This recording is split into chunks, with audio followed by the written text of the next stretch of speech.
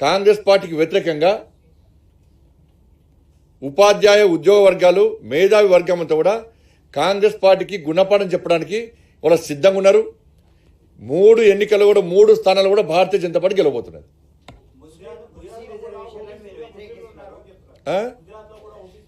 ఇక ఊకే పక్క రాష్ట్రం కాదు, ఫస్ట్ మన ఏడుపు మనం వేద్దాం. ఫస్ట్ మన ఏడుపు మనం వేద్దాం. ఊకే ఆ కేసీఆర్ గవర్నమెంట్ కట్ట ఉండే మేము ఏదో మాడితే ఒకసారి గుజరాత్ అని, ఒకసారి అస్సాం అని, ఒకసారి ఢిల్లీ అని. ఇప్పుడు ఢిల్లీ అడిగేస్తారు ఇక మళ్ళీ ఎక్కడ వాళ్ళైతే. ఫస్ట్ మన రాష్ట్రం గురించి మాట్లాడదాం. ఫస్ట్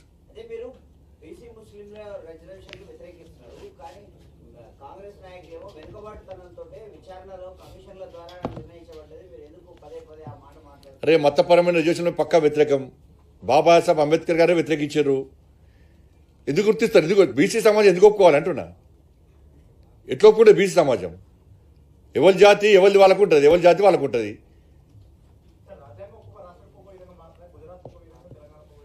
ఫస్ట్ తెలంగాణ నుంచి మాట్లాడుకుందాం. గుజరాత్ తర్వాత, లేకుంటే వేరే దేశం అమెరికా, లండన్, చైనా తర్వాత.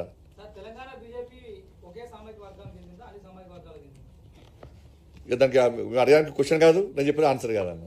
దానికి క్వశ్చనే కాదన్న. ఇక వాళ్ళకి అలవాటు. ఇప్పుడు కాంప్రమైజ్ ఎమ్మెల్సీ ఎలక్షన్లో కాంప్రమైజ్ ఎవరు? మరి ఎందుకు కేసులు పెడతలేరు? ఎందుకు? అరే సుప్రీంకోర్టులో కేసు వేసింది, కేసు నడుస్తుంది వాస్తవం కదా?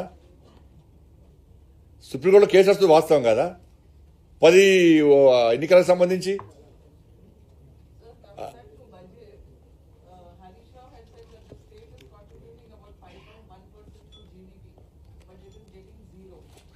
ఇక హరీష్ రావు గారు ఆయన 2 నాలుకలు చూడని, ఇటుంటే ఇటు మాడతాడు, అటుంటే అటు మాడతాడు.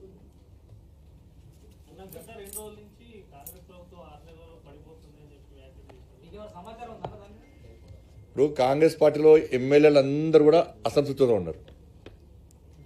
ఏ ఎమ్మెల్యే కూడా సంతోషంగా లేడు. టాప్ 5 మంత్రులు తప్ప. ఏ పనులు జరిగినా, ఏ బిల్లులు పేమెంట్స్ కావాలన్నా ఆ టాప్ 5 మంత్రులకు మాత్రమే అవుతున్నాయి. ఇవాళ మేము ప్రజలు తిరిగే పరిస్థితి లేదు. ప్రజలు అడిగే ప్రశ్న సమాధానం చెప్పే పరిస్థితి లేదు. ఈ 6 గ్యారెంటీ అని చెప్పి ఎన్నికల్లో హామీ ఇచ్చినాం. ఆ 6 గ్యారెంటీల గురించి ఇవాళ ప్రజలు ప్రశ్నిస్తున్నారు. మా పరిస్థితి ఏంది అని చెప్పి ఇవాళ కాంగ్రెస్ పార్టీ ఎమ్మెల్యేలే రహస్యంగా సమావేశాలు పెట్టుకుంటున్నది వాస్తవం. కాబట్టి ఎప్పుడైనా ఏమైనా జరగచ్చు. నేను మాత్రం భారతీయ జనతా పార్టీ మాత్రం 5 సంవత్సరాలు ప్రజల చేత ఎన్నుకున్న ప్రభుత్వం ఉండాలని కోరుకుంటున్నాం. మేమైతే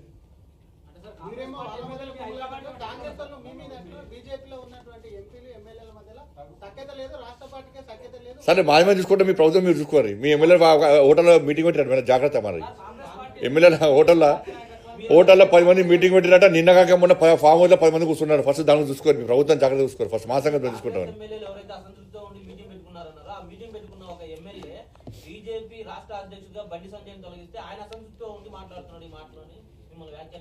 థ్యాంక్స్. నాకు అంత ప్రేమాభిమానం ఉన్నది.